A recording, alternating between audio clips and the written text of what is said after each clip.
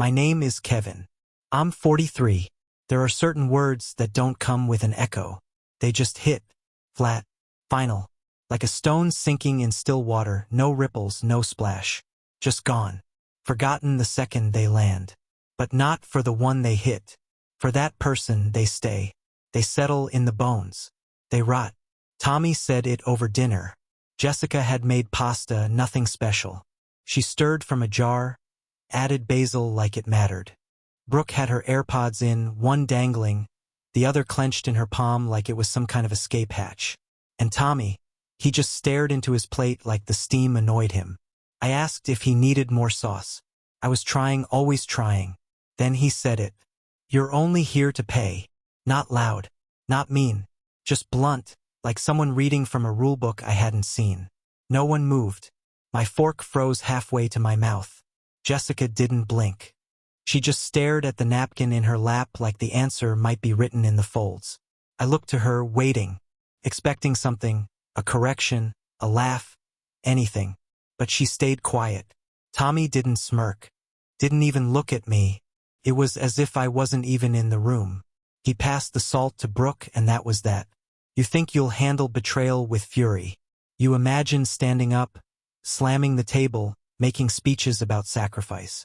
But when it happens like that, quiet, clean, surgical, all you can do is breathe. Breathe and bleed. After dinner, Jessica handed me her phone. No explanation. Just placed it on my lap like a blade. Messages.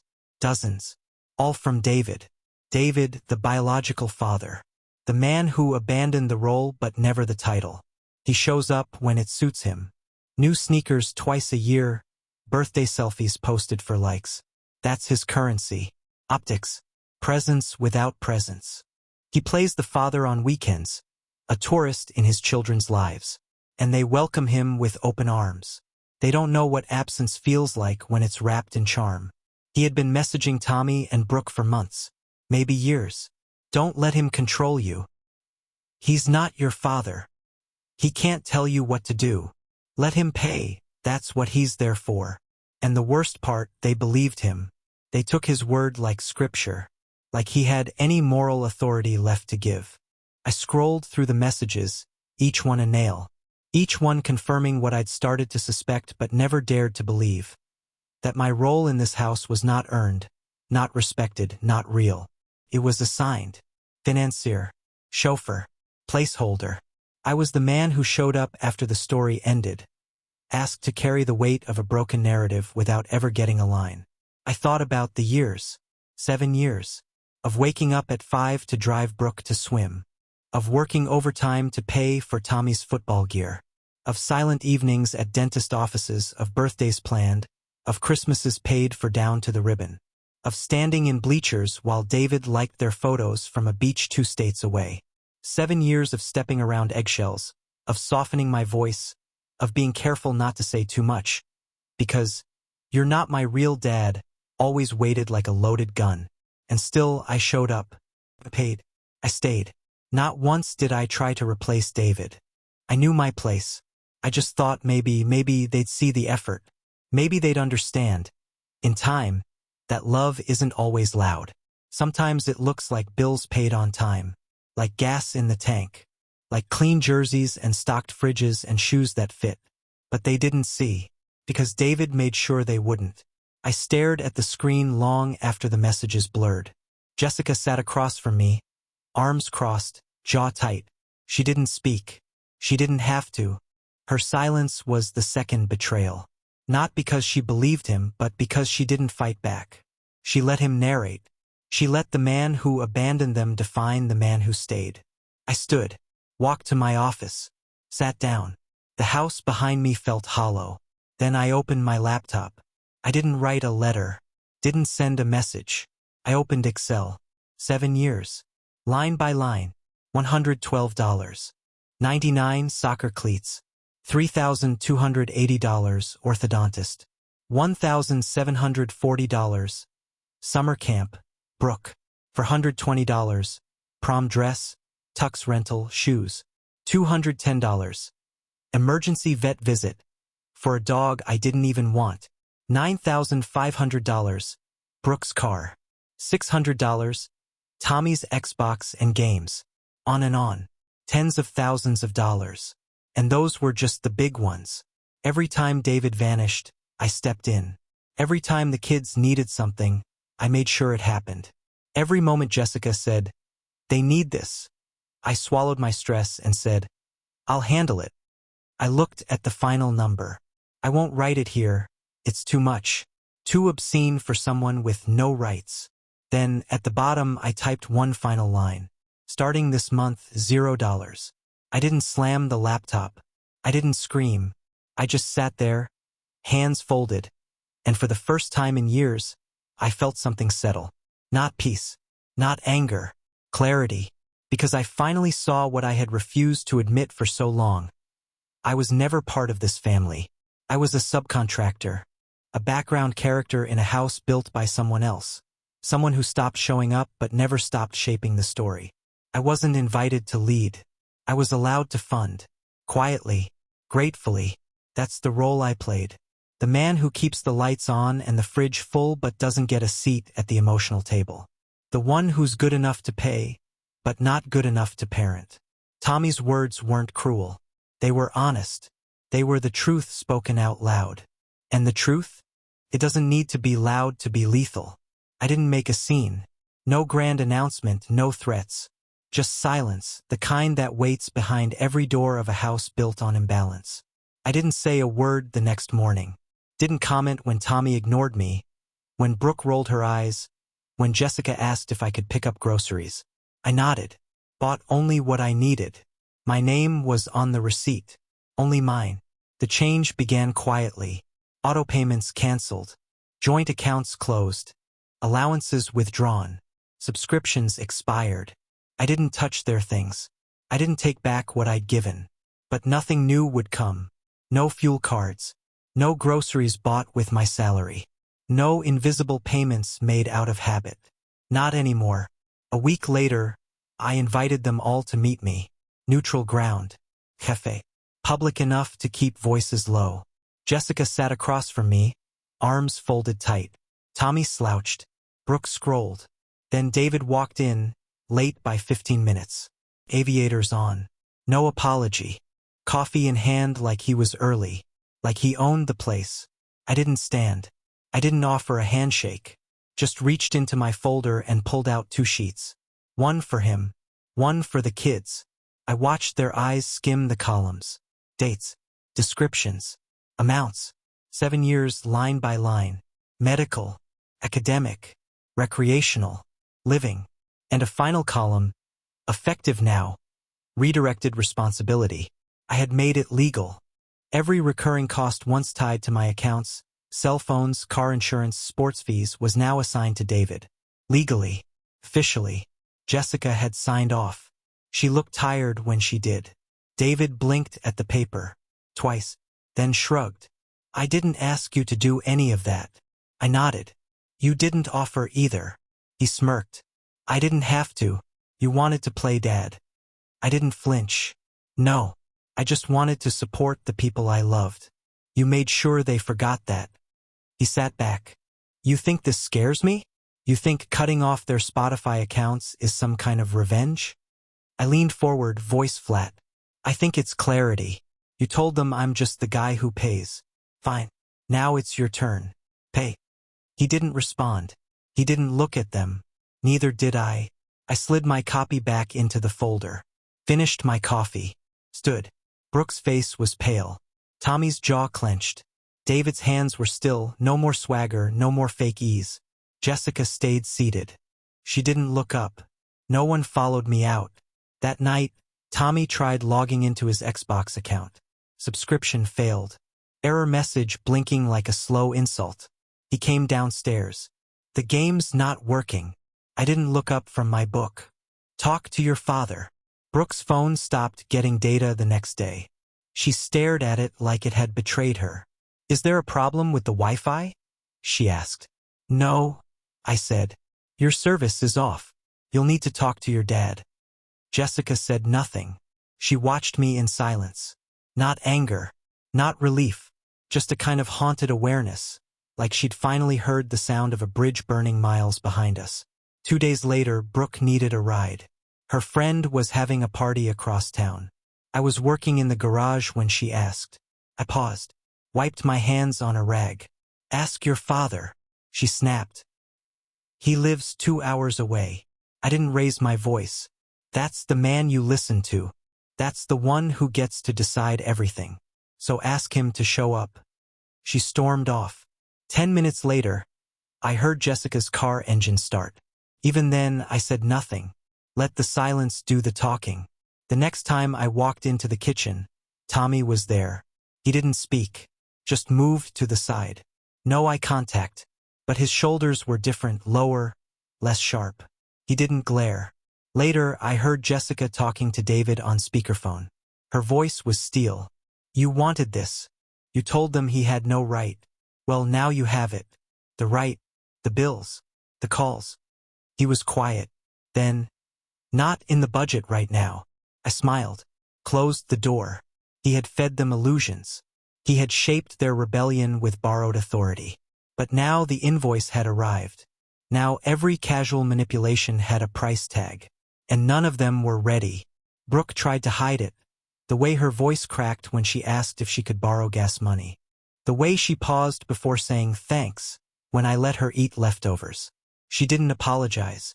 But she didn't insult me either. That was new. Tommy asked if I'd be willing to still help with football. Just the equipment.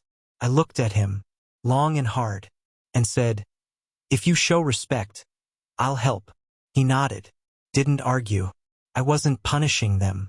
I was removing the shield. I was giving them what they claimed they wanted. A life dictated by biology. And biology was broke. The mask slipped slowly. Brooke came back from David's after a weekend. Her eyes were red. Her voice was quiet. She didn't shout, didn't blame. She told Jessica, not me, that David had said something cruel. "If you make Kevin's life unbearable, your mom will have to choose you." I heard it from the hallway. The words hit like a pipe wrench. Brooke cried in Jessica's lap. Jessica didn't say much, just held her, rocked her, silent, finally facing the depth of what she'd let fester. Later that night, Brooke came into the garage. I was working on the lawnmower, bolts stripped, grease thick. She stood near the door, awkward, uncertain. "I'm sorry," she said. "What I said, what I did, that was messed up." I didn't look up. "Thank you for saying that." She nodded, eyes wet. "It wasn't about you. He just wanted to win." I sighed, finally looked at her. "I know, and I'm not angry at you. I'm angry at the one who dragged you into this." She nodded again, left without another word. But the door didn't slam. The next week, Tommy offered to mow the lawn, without being asked. He still didn't call me Dad. That was fine. I didn't need the word. I just needed the lie to end. And it had. The house grew quieter. Not cold, just less performative. No more slamming, no more sarcastic barbs. Just silence, slowly softening into something like recognition. Jessica cooked more, sat closer, watched me when she thought I wasn't looking. I think she knew she had played a part, not with cruelty but with convenience. She hadn't corrected the lies when they were easy, and now they were paying the price. David's calls slowed, then stopped. The selfies vanished. The gifts stopped arriving. His kingdom of illusions had crumbled under the weight of a single truth. Love without cost is easy to give. But care, real, durable, invisible care, always leaves receipts. And now the kids had them in their hands. You can only carry someone for so long before they notice they've never learned to walk. At first, they complained about the weight, not their own but mine. The weight of my rules, my boundaries, my reminders. Why does Kevin always say no? Why does he have to check everything? Why does he act like he owns the house? Because I did. I paid the mortgage. I fixed the roof. I scraped mold out of the basement with my own hands while David posted filtered beach photos, and they all hit like. I was the scaffolding. They thought I was the prison. After I cut the payments, it took about 3 weeks for the full collapse to begin. The first signs were subtle, the kind you only notice if you've been watching, waiting. Tommy stopped going to David's house every weekend. At first he made excuses. He's busy. His girlfriend's in town. He's got work. All the lies a boy tells to protect the myth he's built around a father who never deserved it. Then Brooke started asking Jessica things she used to ask me. Quietly, like she didn't want to be heard. Do we still have health insurance? Can I still go to the dentist? Questions that carry more fear than most adults can process. The bills were real now. They had faces, teeth, timelines. David didn't answer their messages the way he used to. No more winking emojis. No more sure thing, sweetheart. Now it was one-word replies. Can't. Busy. Not this month. I didn't say a word. Let the silence between them grow loud enough to hear. Tommy came to me one evening after football practice. I was in the driveway, oil-stained, elbow deep in a mower that hadn't worked since June. He stood there, silent for a full minute, shifting from one foot to the other. I'm thinking of getting a part-time job, he said, to help pay for football stuff. Just gear. I don't expect you to cover it now. His voice was awkward, defensive, like he'd come in expecting a fight and didn't know what to do when none arrived. I set the wrench down. If you show respect, I'll help, I said. He nodded. Didn't ask what I meant by respect. He already knew. He didn't say thank you, not with words, but he cut the grass the next morning. Didn't even ask where the mower was. Just rolled it out and did it. That's when I knew. Something was shifting. Respect doesn't always look like apology. Sometimes it looks like effort. That weekend, Brooke came home from David's place early. Her eyes were swollen, voice raw. I didn't ask what happened. I didn't need to. She stayed in her room for hours. Later that night, I walked by the living room and heard her speaking to Jessica. Not crying, just speaking. Flat, broken. He said if we made things hell for you, you'd leave. That mom would pick us over you. That she'd never let you stay if we pushed hard enough. Jessica was silent. Brooke kept going. He said Kevin just wants to control everything. That he only does nice things so he can be in charge. But that's not true. He remembers stuff. He shows up. He doesn't forget my birthday. I stood in the hallway, fists clenched, jaw tight. I should have felt vindicated, but all I felt was grief. Grief for the version of me they were given. The twisted caricature handed down by a man who had abandoned his own responsibilities and still poisoned their minds just to stay relevant. Later that night, Brooke found me in the garage. She didn't say much. Just sorry. That was messed up. We didn't see it. I looked at her. Really looked. The bravado was gone. The defense. All that remained was a teenage girl who had been used like a pawn by a man she wanted to love and couldn't afford to hate. I'm angry, I said. But not at you. I'm angry at the one who dragged you into this. She nodded, swallowed hard. Then, softly, he doesn't answer anymore. I didn't respond. I didn't need to. Let her sit with that. The weeks that followed were strange. Not warm, not whole, but honest. Tommy asked if I could check over his job application. He didn't say please, but he didn't scoff either. Brooke started clearing the table after dinner. Nothing big, just her own plate at first. Then Jessica's, then mine. Jessica herself became quiet, watchful, not afraid, just aware. I think she saw the same thing I did, the long con falling apart. David had spent years making himself look big by making me look small. But when it came time to carry their lives, to pay, to show up, to be the grown-up, he disappeared. And in that silence, I became visible. I had never asked for the spotlight. I just wanted to matter, to be seen, to be respected, not loved, just acknowledged. One night, Jessica and I sat on the porch. Cold air, distant sirens. The kind of night where you can feel the weight of years in your bones. She spoke without looking at me. I should have stopped it. The way they talked, the way David framed you. I didn't reply. I let it happen because it was easier than fighting. I thought they'd figure it out on their own. They didn't, I said. She nodded. No, they didn't. Silence again. Then, but they are now. That was true. Slowly, painfully. One disconnection at a time, One missed call from David, one unpaid bill after another, and the illusion dissolved. Tommy asked me weeks later what it was like raising someone else's kids.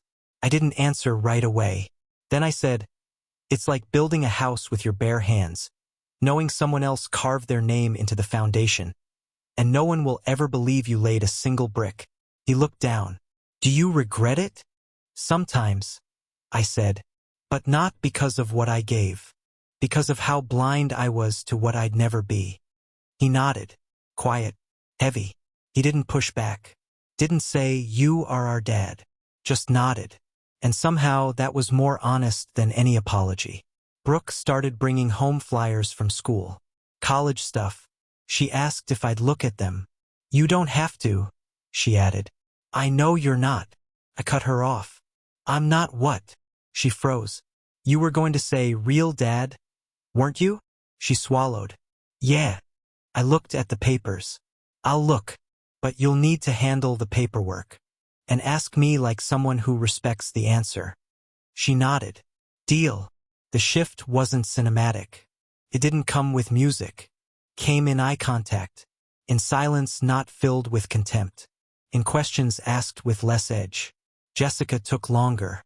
Maybe because she knew she had let too much slide. Or maybe because it's hard to face the truth when you're the one who let the door stay open to betrayal. But she started showing up too. Sat next to me more often. Asked me things she used to handle alone. Told the kids once when I wasn't in the room, "Your father didn't pay for that. Kevin did." I heard it. I didn't say anything. But I heard it. It wasn't gratitude. It was correction. And correction sometimes is the beginning of respect. The house was still full of cracks. Still held echoes of past disrespect. But the rules were different now. The myth had collapsed. The hierarchy had shifted. David had vanished. And in his absence, the truth remained. I was never their real father. But I was the one who paid the price when their real one walked away. And now, finally, they were starting to see the bill. I didn't ask for apologies. Didn't crave the word dad from mouths that had used it as a weapon when it suited them and discarded it when it cost something. I didn't want a title. I wanted the truth to live in their eyes, to see recognition where defiance once bloomed. And over time, it did. No ceremony. No tears. Just reality settling into the walls of the house. A missed payment here. A late reply from David there. Then silence. The kind that speaks louder than any fatherly wisdom he never offered. The kind that leaves teenagers staring at bills they thought would vanish if they waited long enough. And I never raised my voice. Never gloated. I just stopped filling the cracks. Brooke came home one afternoon with a field trip form and no one to sign it. She left it on the counter and signed. It sat there for days. Then she asked Jessica. Jessica pointed to me. "Ask Kevin. He's the one who keeps things running." The words hung in the air longer than they needed to. She didn't say them loud. She didn't look at me when she said them. But she said them. And that mattered. Tommy got his first paycheck. Small, fast food wages. He didn't spend it all. He handed a 20 to Jessica, unprompted. Said it was for groceries. Then disappeared into his room. I didn't follow. I didn't say anything.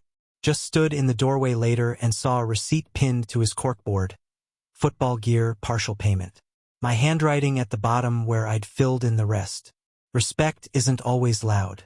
Sometimes it's a receipt left in plain sight. Jessica tried in her own way.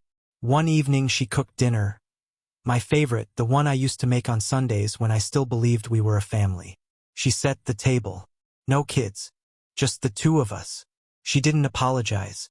But halfway through the meal, she reached across the table, touched my hand, and said, "I should have done more. Sooner." I didn't let her finish. I didn't want her to. There was nothing left in that sentence I hadn't already heard in her silence. She had chosen comfort over confrontation, and it had cost us years. Now, when a bill arrives, school, dentist, internet, no one looks at me like it's owed. No one shrugs. No one assumes. They ask. And I answer if I choose to, because that's what it comes down to, choice. The one I made when I stepped into a family already broken. The one they made when they believed biology outranked consistency.